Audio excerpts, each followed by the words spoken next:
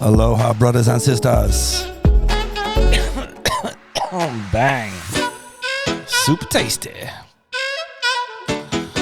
So much aloha in the air. Can't even go one step further. Congratulations to the goat of all goats, Kelly Slater, 50 years old. Okay, like a week shy of his 50th birthday. Motherfucker just won Pipeline 30 years after the first time he won it. Think about that. Any sporting feat you know, someone won titles 30 years apart. Just fucking goats doing goat shit, dog. Woo! Congrats, Kelly. Aloha, brother. Greatest surfer of all time. Greatest goat of all time. We'll talk about that shit real quick. Oh my God, so pumped up today, seriously. We're gonna ride you on out. Boom. What up, folks? Can't even listen to the whole thing. I'm so pumped up. Holy shit. Holy shit. Holy shit. Okay, hold on, I gotta get back to my claps. Where's my claps at? Where's the brothers' claps at? Unbelievable. Unbelievable. The fucking surfing I saw go down this weekend. I'm hoping you guys saw that shit too. Jesus Christ. Sorry for using the Lord's name in vain, but, you know, happens sometimes. But, bro, unbelievable. Kelly Slater not only beating kids literally less than half his age, 18-year-olds, 20-year-olds, whatever, the way he did it and dominated from beginning to end. And at one point, there was 2 seconds left on the clock. This is for him to get to the quarterfinals. 2 seconds left. A wave comes in. Your boy gets it before the clock runs out and ends up getting barreled all the way through the inside for like a 9.2. He needed like a 7.7 or a 7 something, which is a hard score to get. It's a high score. It's basically an excellent score. And your boy fucking bangs it. 9.2 to advance. And then ended up just smashing it the whole way. Took out Seth Muniz in the final. Ridiculous shit. I'm still like, I've been going back watching it, and you can find it on WSL, worldsurfleague.com. And just go back and look up the contest pipeline. You can get those videos. There's all kinds of shit, little specials of clippets. Little clips and shit of it.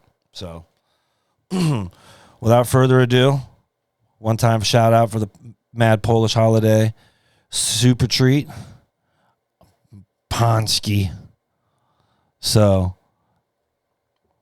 not trying to dog them, but basically this is like a jelly donut, okay, for people that aren't Polish and they haven't heard of it. This is a dessert they bust out. I'm going to have a delicious bite.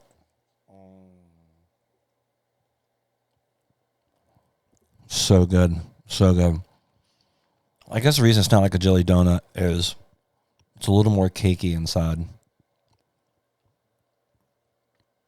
it's not all greasy. But they're super soft and they're filled with all kinds of good shit. I mean, that's the closest thing to compare it to is jelly donut. But it's fucked up. It's spelled like fucking Pakziki. Like, what is it? P-A-C-Z-K-I. It's goddamn Polish. You wonder why people make fun of them.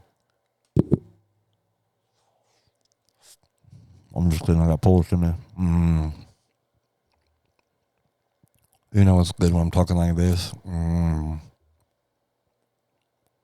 Seriously, check them out, though. They are fucking delicious. They'll come around one time a year.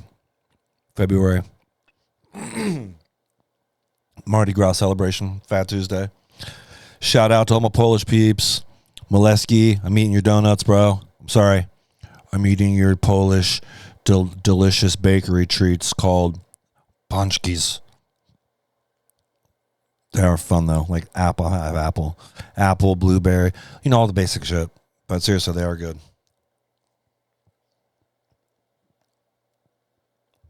But I would be remiss if I did not share this with all my Florida peeps. I'm just busting balls. It is way better than just a basic jelly donut because it's like really nice and fluffy and cakey and airy. Well, I guess it comes off that way because when you start chewing it, it's kind of dense, but not like heavy. It's got body to it, but it's fluffy. You start biting it, it gets jammed up. Apple. Coated with powdered sugar. Powder.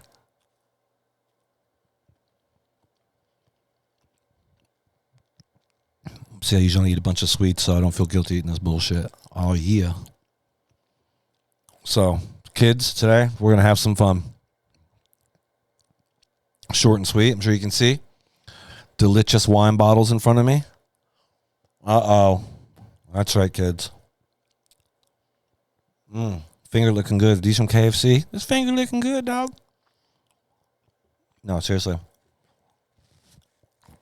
So, I had friends ask me. I've been hanging with my neighbor, drinking some wine with him. And actually, as our friends been coming over, Jess and I have been drinking way more wine lately, less alcohol. It's crazy how much better you feel when you just drink wine as opposed to hard liquor.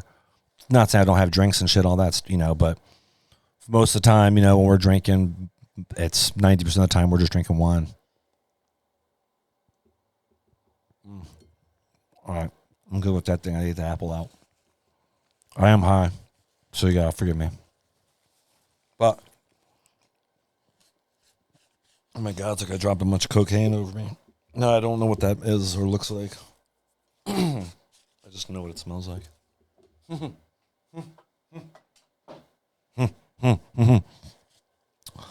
jeez, now it looks like I fucking got cocaine everywhere. Oh my God.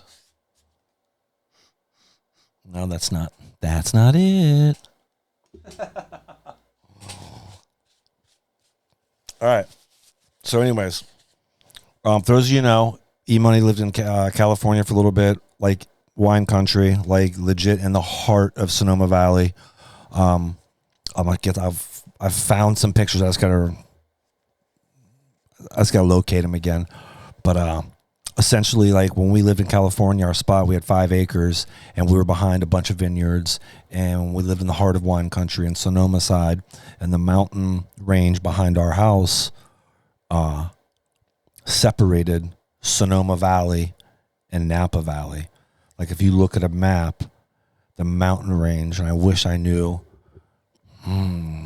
It's where Trinity Road goes, and on the other side is where I could go through Calistoga and St. Helena on the, is that the north side, or is that like the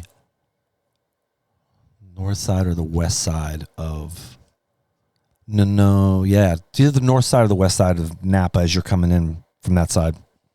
And it's a beautiful area, but there's tons of wine around, and I'm by no means an expert or anything at all. You want to talk expert or seriously and friends in Sarasota or locally, go see the homie Heath Cords, Magnum Wines. That dude knows about his wines. Got an amazing store, amazing selection there. So shout out Heath. And I'll put a link in the description or in the first comment, so check it out. But you start drinking some wines there, and a lot of our good friends, Roger and Hedier, and friends have been there for a while, started introducing us to wine and started drinking more and more. And it gets fun drinking wine. It really does, especially because it's a way different buzz than alcohol.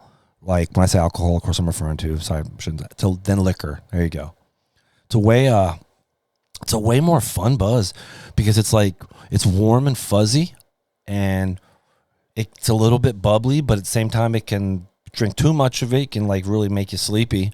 I've noticed though that red wines make me a little more sleepy than white wines. I don't know if it's something to do with the grapes or something like that. Again, I don't know that much about it, but it's funny to look into. It's almost like one is definitely known for getting you a little more up than amped, and the other one's a little more relaxing.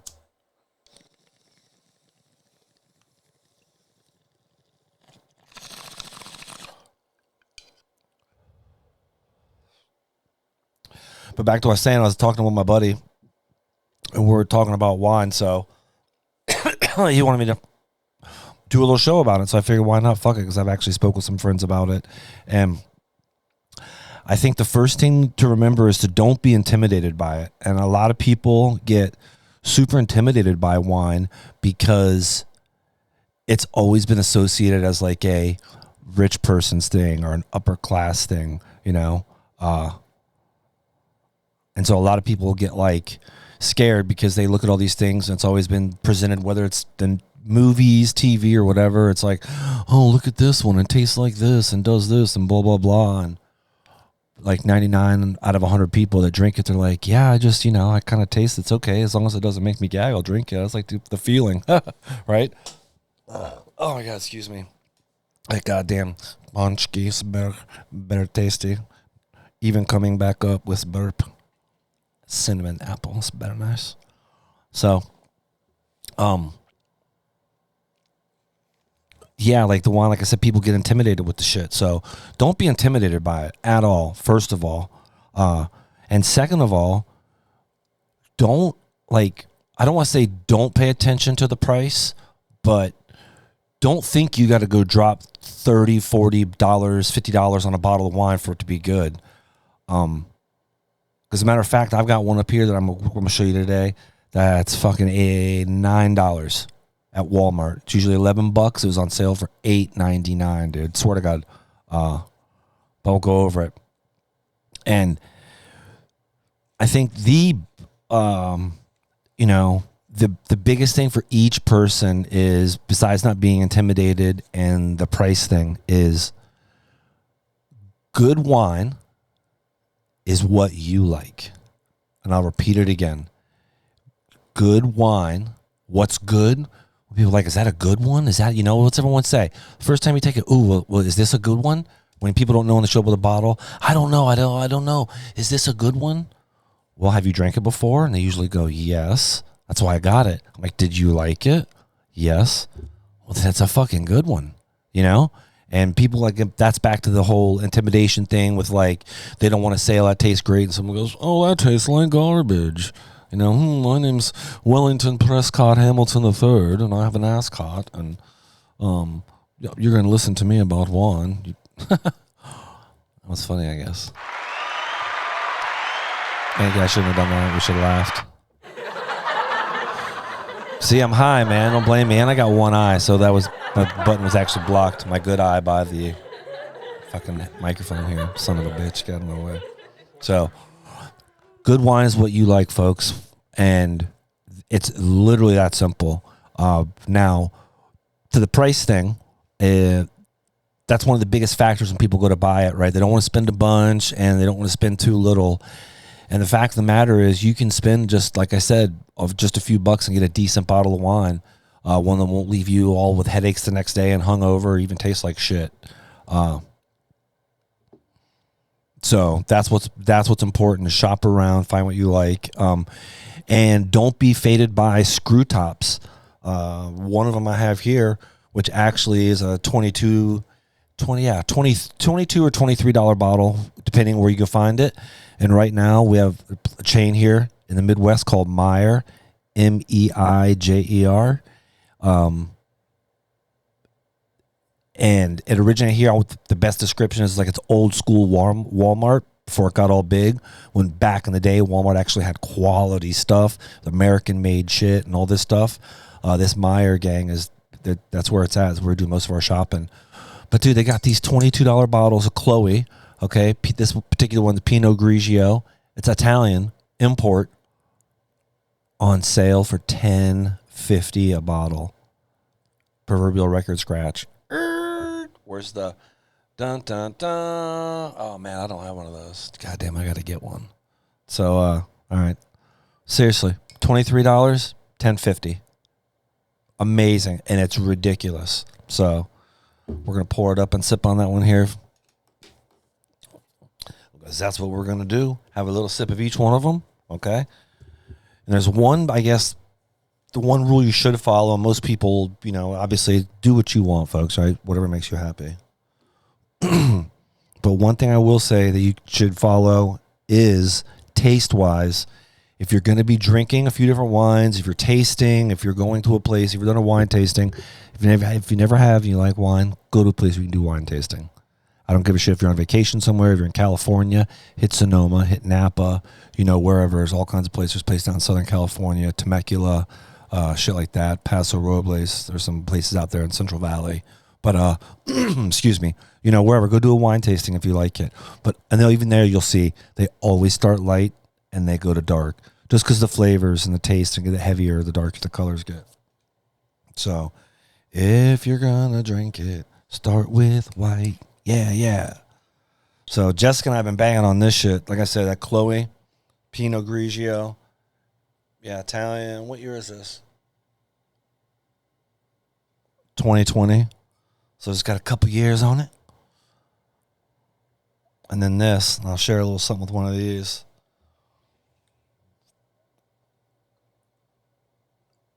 Like old school expensive bottle of wine, like I won't bust this thing out. Aerator. Check this guy. I'll post a pic of it too so you can see it closer. But it's a wine aerator, and essentially it's like breaks it up and it aerates the wine and it gets oxygen into it. It helps it breathe.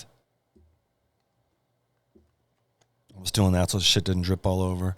Yeah, and this particular one has like a screen on top with a super fine mesh to do the first stage. There's a set of holes here in the bottom, and there's a venturi in the bottom that comes out and shoots it. So it's actually like a 3-stage aeration. So it starts bubbling right off the bat here, and then we get a little more aeration here, and then the last step is the venturi when you see it spin it out. And it's amazing what it does to the flavor of the wine. It brightens it right up. I don't give a shit, white, red, whatever.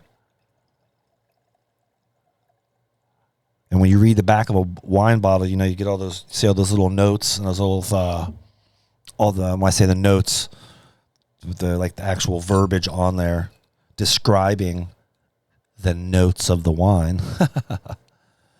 the flavor profile and shit, basically what it smells like, tastes like, what have you. And again, man, it's what you like. And I'll put up a little chart here. I think everyone knows the basics, right?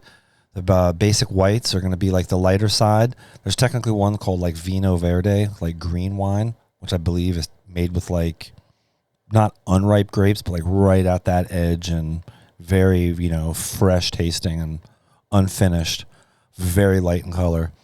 But there's like Pinot Grigio, Chardonnay, Cabernet Sauvignon, and Sauvignon Blanc. These are all like those basic white wines, and then you start getting into the reds. It's going to be like Pinot Noir, Merlot, Cabernet, just straight Cab. And there's tons of other ones. There's blends, and there's German ones, Riesling, Gewürztraminer. I love that fucking saying that word. There's other blends like Petit Syrah and all this, where they mix all these different ones and all this shit. And it's amazing. Again, check them all out. It's what you like. And there's usually a profile at the store, wherever you go to get it, that explains the different flavors. They've got it separated by sweet and like dessert wines like port and sherry and shit like that. I've had a couple ports I thought that were pretty amazing, but you don't like that sweet stuff, But you see, I got a water cup here. I always keep the aerator just chilling in water when I'm not using it. That way, anything you just used is flushed out. So when you go to use it for something else, you don't pick up the flavors.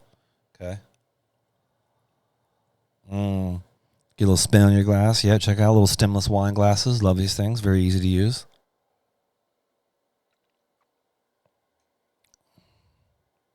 Oh my God.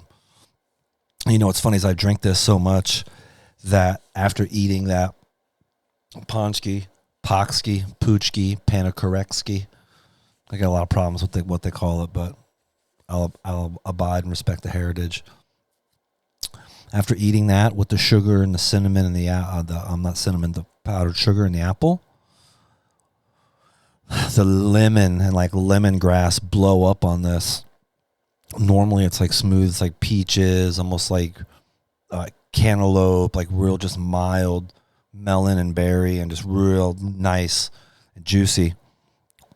This is labeled as a dry white because the opposite of this is like sweet, but this isn't dry, like super dry, like when you think of like Chardonnay and you take a sip of it and all of a sudden your mouth feels like you've been sucking on a sock or a big piece of cotton. Like the alcohol just goes, you can feel it, you breathe, and that shit is like cool. I hate that shit. I like juicy wines.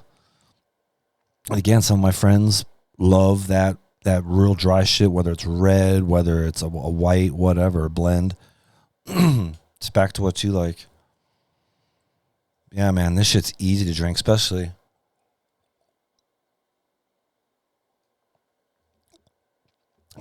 like daytime, afternoons. It's great because it's not super heavy. That's another nice thing about wine is it's a little stronger than beers. What are some of those crazy beers that more mead? Because like most wine is like 12 to 14%. You'll occasionally get a 14.5%. Sometimes you get some wines at like 9 or 10. But usually that sweet spot is right around, like I said, that 12 to 14, 12.5 to 14. So a little stronger than wine. I mean, a little stronger than beer. Definitely not as strong as alcohol. And it's a nice buzz. And the more you drink it, different flavors, notes you pick up on.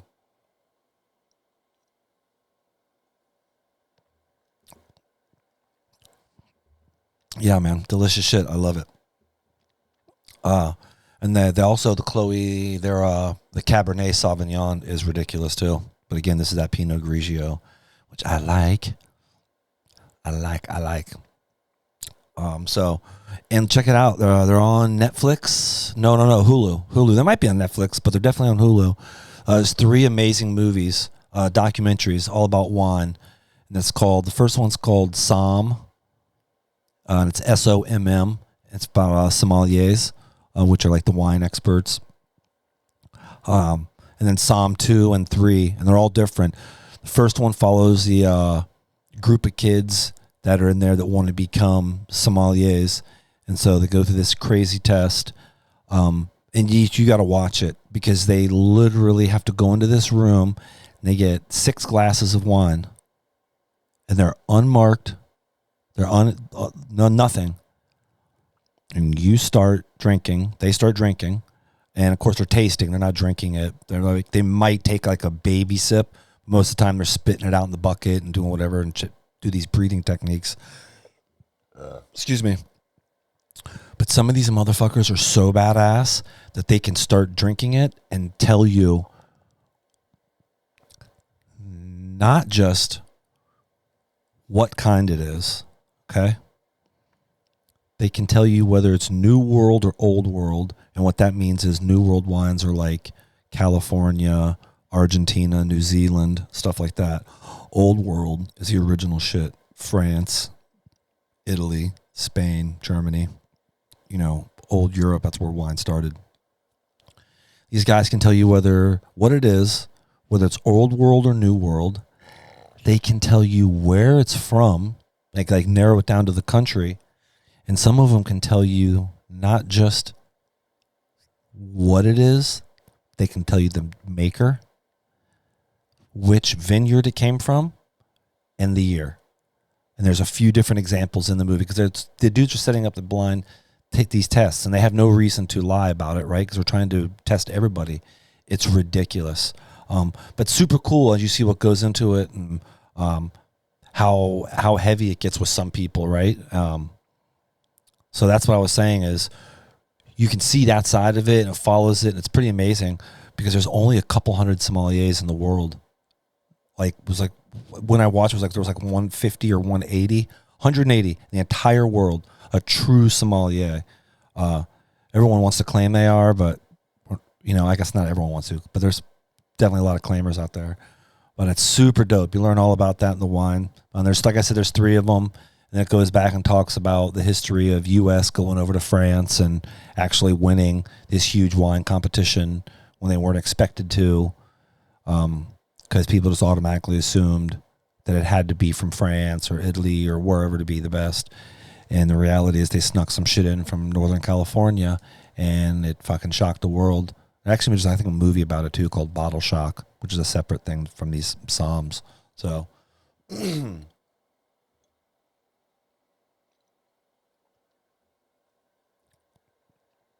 the nice thing about this particular one, and usually with most Pinot Grigios, these whites, is you can take decent sized sips and no issue.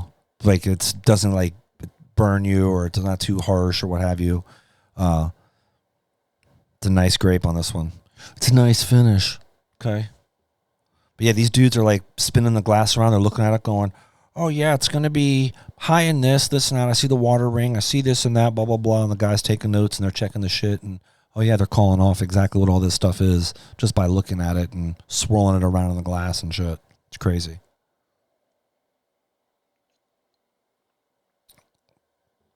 Kelly Slater, this is for you. Next thing he said also is after he gave his winning speech, you could tell he was in that zone. That's what scares me. So in 2 days starts, I'm sorry, what's that? Technically it's 4 days, Friday, sunset. So they go right down the beach from Pipeline. Remember I shared in the last podcast, and I showed you the shit and the layout of the map. They go right down the beach, legit, to sunset as the next contest. And dude, your boy said he might not even go to sunset. He might just fucking retire. And I got choked up. I got teary-eyed. That's what I felt inside. Horrible.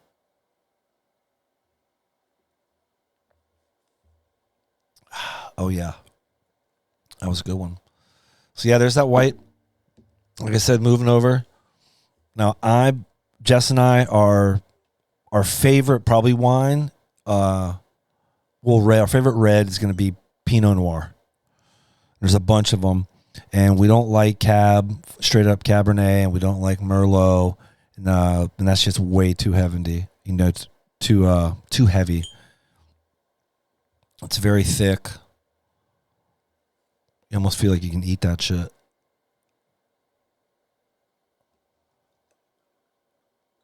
Oh yeah. And these aerators, not expensive. You don't have to spend. I mean, you can spend money on them, yeah, for these crazy ones that are like, crystal and got all these crazy shits on them. But I think this is like $20 or $25. And we've had this thing for like, I don't know, this one, 3 or 4 years. Boom, boom, boom. Boom, boom. Check it out. What's in there? Well, there's not a lot. We'll go ahead and finish it. So you notice I switch glasses. That's one thing you'll do. I'm not trying to be all stuck up. If I'm going to show you folks, I'm going to show you the right way, motherfuckers.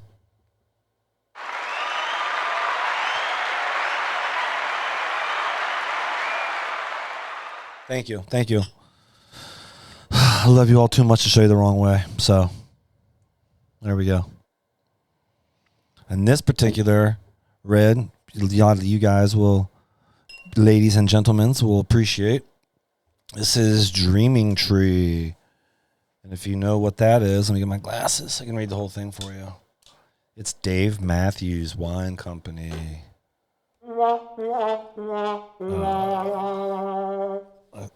I say that, I think, because the guy's kind of a fucking tool. But it's for a different time and place. I remember I used to get yelled at. Sarah Weiner used to yell at me when we'd be playing poker. I always talk shit about Dave Matthews.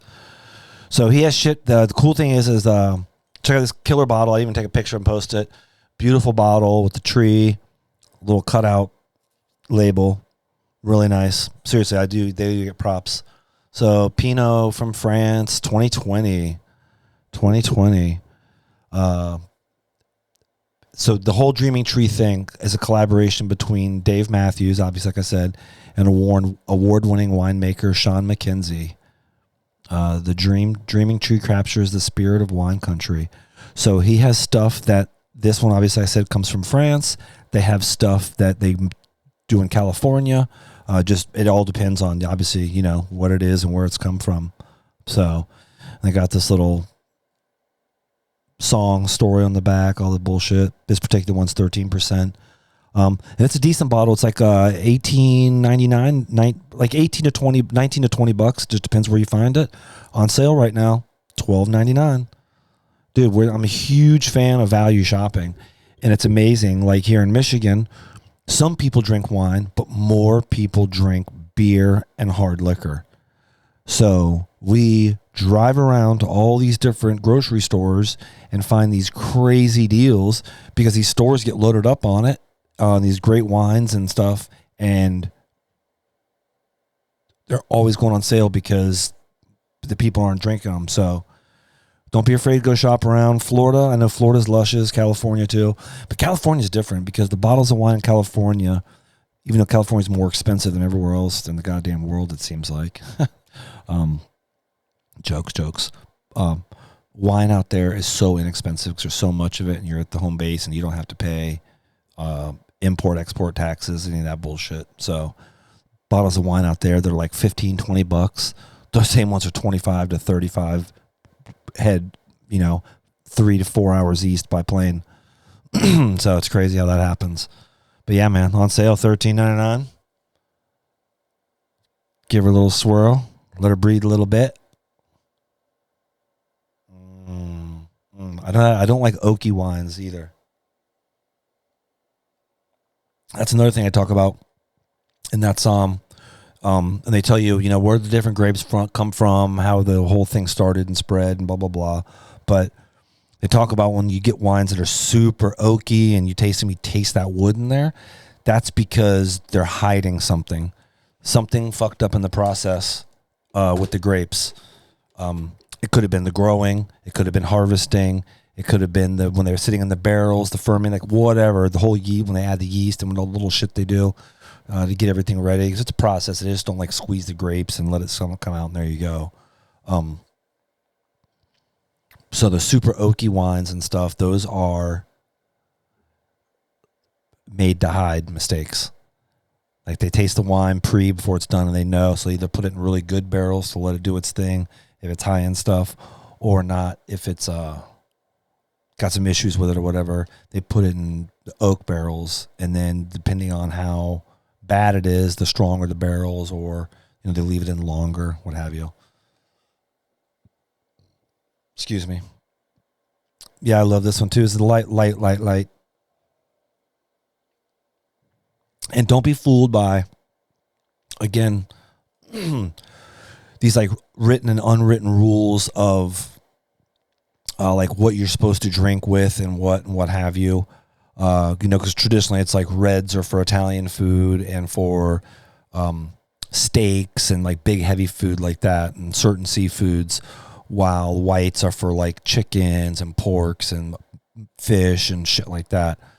Back to what I was saying. Drink what you want with what you want, and that's the best way to go about it. Best way to do it. Because you know what you like, and after a while, your flavor profile, even your own, your personal, your palate, 100% will change. And the more you start drinking wine, and I don't know if it's the wine does something, like I don't know if it's messing with your taste buds, and I don't want to say burning them out, but maybe getting them more refined to the different notes of the fruits or what have you. But you'll find yourself, as you start drinking more and more wine, not getting more, I don't want to say getting more and more picky, but your palate will become more refined for sure, And again, it doesn't mean you're going to be like, I only drink $50 bottles. I only drink Opus 1 and Stag's Head. That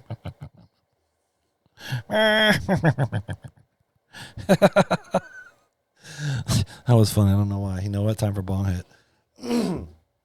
So, because as a matter of fact, Jessica made the most ridiculous homemade spaghetti and meatballs.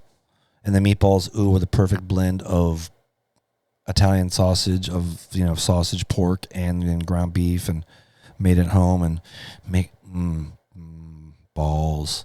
Make our own little perfect balls. Tasty. But we were smashing this shit before and eating salad and garlic bread and having some meatballs with it. And it was ridiculous how this brightens up the tomato sauce and everything like that. And then once I actually was eating spaghetti and all that shit a little bit later, booyah.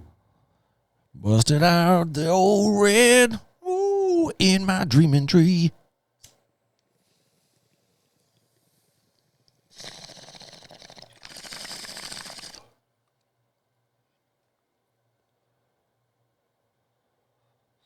Nice. And cool wine story. And it is excuse me. Sorry about that. That was gonna be worse. Cool wine story. When Jess and I, when we lived in California, we'd go do stuff and whatever. And so for a while there, we were into going to like comedy shows and going to see whoever was there. Well, we saw Tosh and Chappelle. We saw Chappelle twice and Tosh once in California. When Tosh came back to California, the tickets were $250 each, general admission. Up front, better seats, more. They had seats that were going for a few thousand. I'm like, come on, you got to be kidding me. So I went to his website and looked up the tour dates.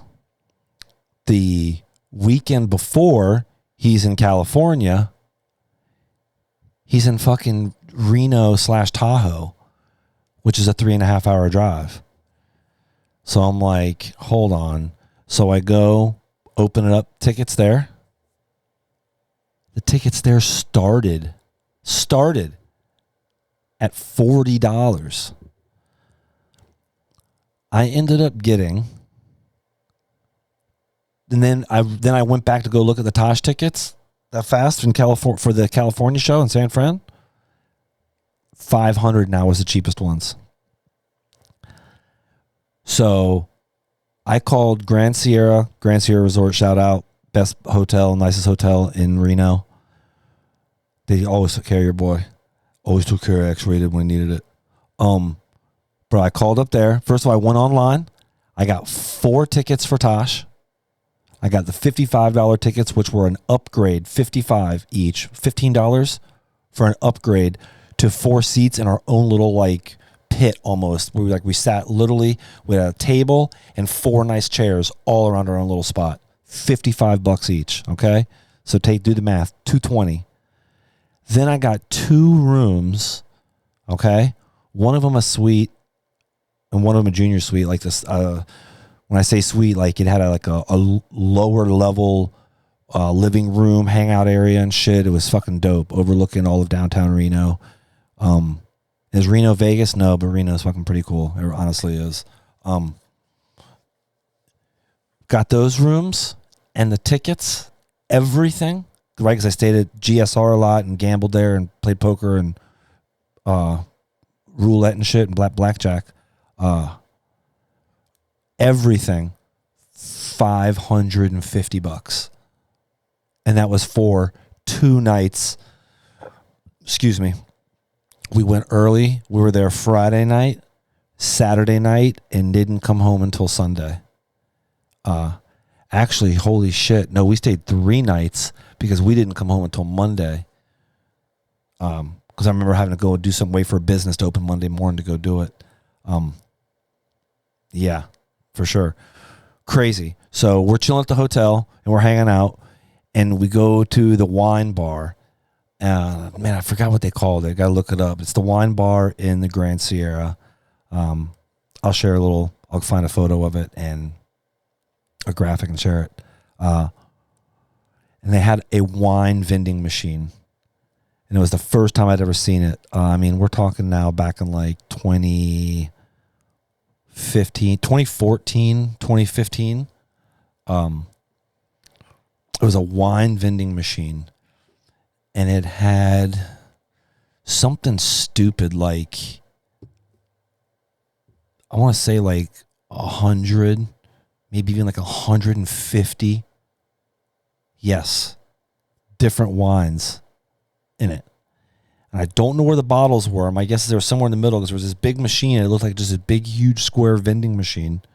And I'll pull it up and I'll post a pic of it. And you go, choose your wine. You actually get a preloaded card, right? Just like Dave and Buster's or any like place like that where you go and load up your video game card and you go and play your games and swipe it and there you go.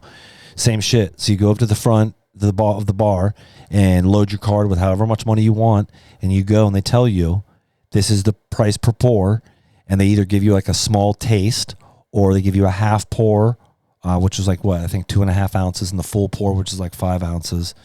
5 or 5.5 ounces, which is a traditional wine pour. And you just rip around, and some of the tastes were like $3. Some of the tastes were like $15. The half pour was like $30, and the full pour was like six. Dude, we're talking for one glass of wine, $60, dude. But you look, the bottles are $250, $300. Like when you actually look up on what the cost of the bottles. So we just fucking loaded our cards like some goddamn maniacs and went to town. And ironically, both of our favorites were, and I'll find and post it. I remember, and a lot of you will remember this name for having the old school Beaujolais that we used to see at the store. Louis Jadot, Louis Jadot, Louis Jadot Beaujolais, another type of wine, obviously. I mean, shit, I've seen that stuff as cheap as like $8-9 a bottle, up at like 12, 13. So I always associated that with like cheap wine, right? Because I didn't know. This is like back when I'm still learning, living in California. So we go, and all of a sudden we start stumbling across these bottles that are like $250, $300, and we're looking. These glasses are like $30 to $50 a glass. Just depends which one. And our two favorites were, they were both Louis Jadot, and the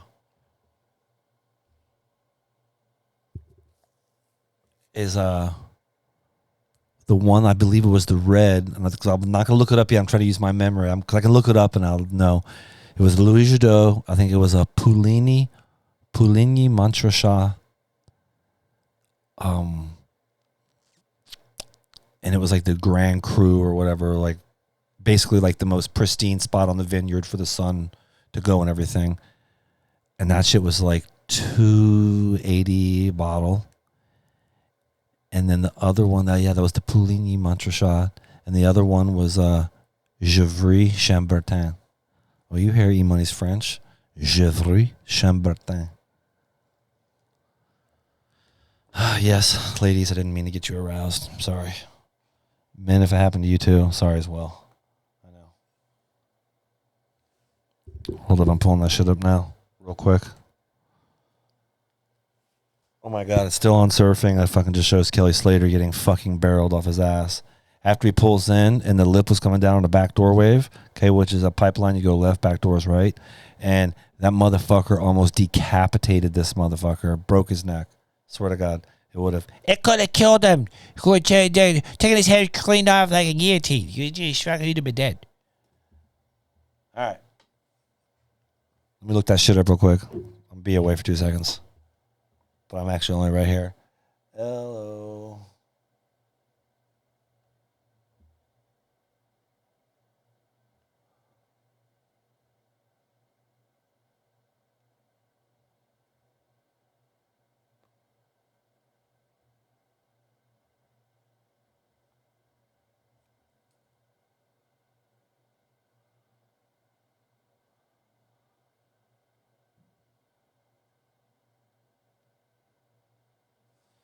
Oh, who is he? Hell yeah. So the Puligny Montrachat is a blah, blah, blah, blah, blah.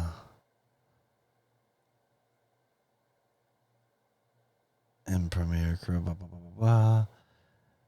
Yeah, so it comes from Burgundy, and it's Chardonnay. It comes from the Burgundy region of France. Of France. So, yeah. So that's the Puligny Montrachat. Comes from the Burgundy region. And then the other one is...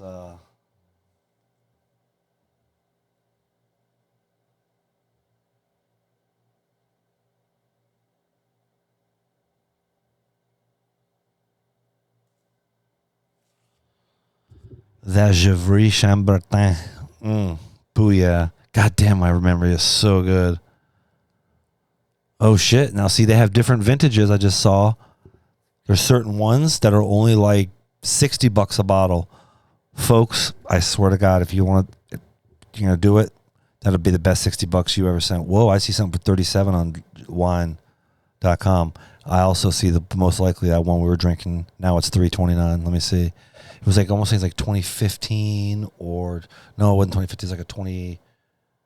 Oh no, this isn't it because this is 2019. So that's after.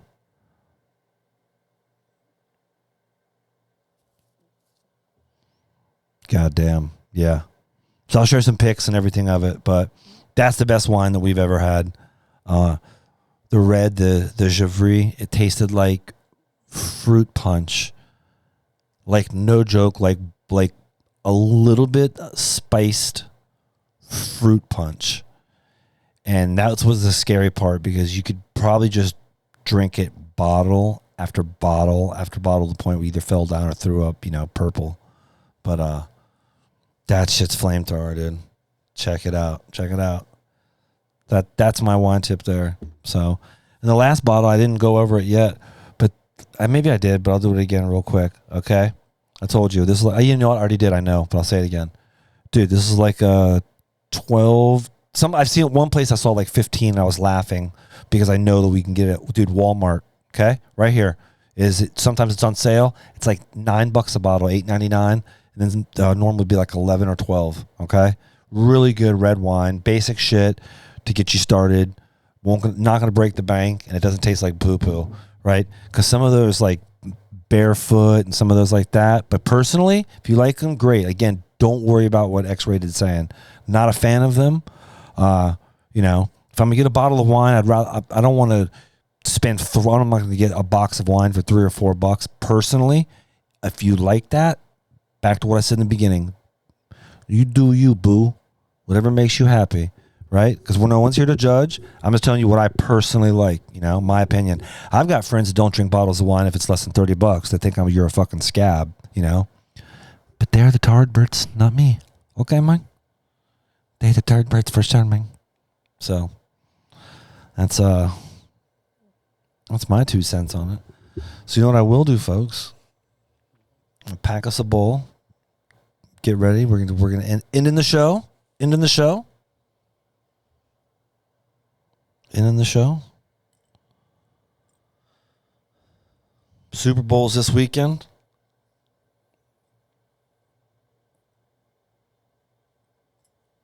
I got a Super Bowl parody show I'm going to try to pull off here. I just need, I've reached out to someone I need to help me, and I'm just waiting to see if they're available. Reached out to someone to help me for a Super Bowl parody show. Obviously, will be posted before this weekend of the Super Bowl. Just get some help, but I'm waiting to hear back. I will know something ASAP. Now I'm going to put the marijuana in the pipe. Have you seen on Instagram or on my Facebook those pics I posted? That's what I'm smoking. A little bit of that wedding pie, but not from those pics, obviously. It's from the last harvest. Yeah, that's my buddy's grow. I'm helping him with. I'm trying to teach my buddy, how to grow, the ins and outs. Cultivating marijuana.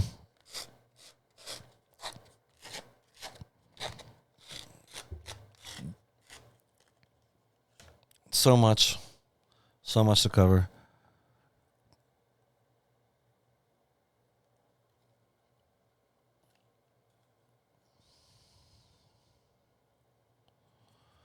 What I will say is growing marijuana is kind of like if you play poker. Here's the best analogy.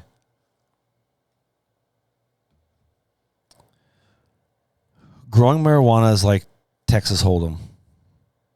Okay? And more specifically, no limit Hold'em. Okay? Any monkey can learn the game and play it. My dumb ass has fucking learned it. Are you kidding me? I've got some dumbass friends who can't do much.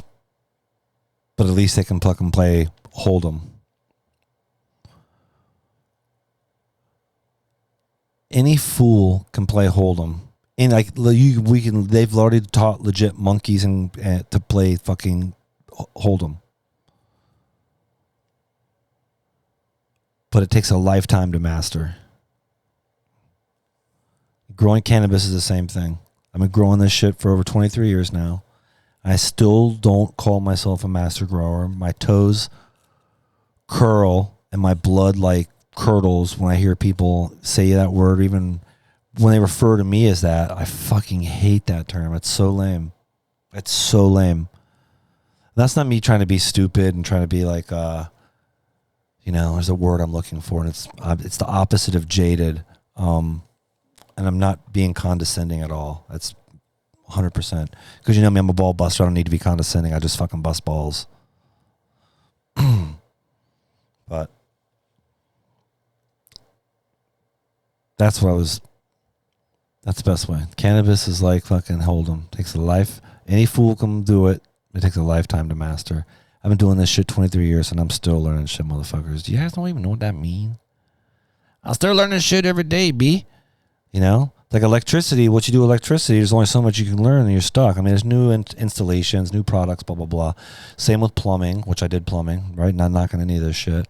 I'm just saying, anything that's driven by a non-static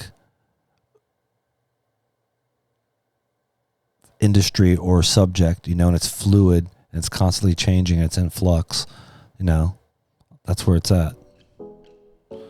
At least for me and my brain. Oh my God, I love cocaine. No, I don't. I didn't mean to say that. I hate it. I just like the way it smells. Oh, what the hells.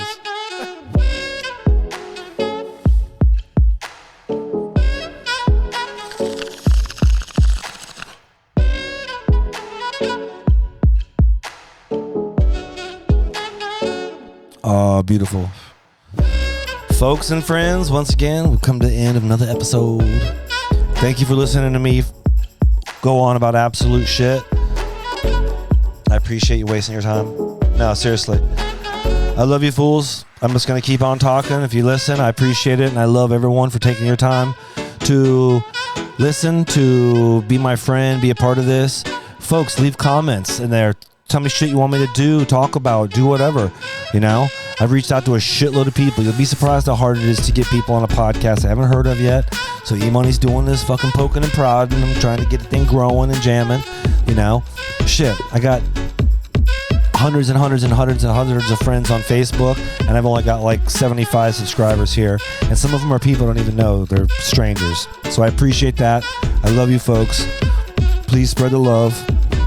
The love. Love, peace, and chicken grease. How are you ready to be doing? Be nice to everybody. Get pumped up. Super Bowl's this weekend. If you live in a cold area like I do, we are now officially closer to spring than we are the start of winter. Ooh, baby. God damn, dog. I think it's 5 weeks till spring, which is ironically my birthday.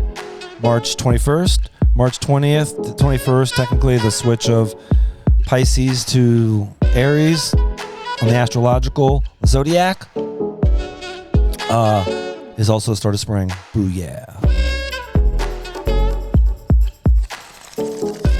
All you fools wondered how powerful E-Money was. Oh, that's why. I can't help it. I love you all for everything. Always have, always will. Check it out, www.pinnaclecanna.com, the world's most amazing cannabis store. We got big things coming, more things booming and looming. Next episode, someone asked, Pony Boys will be back. Hope you fools like that shit. That's the shit me and a bunch of these fools grew up on. Crazy. All right. Until we meet again, everyone be nice. Have a great week. X-Rated, see you on the flip side. And your boy is out.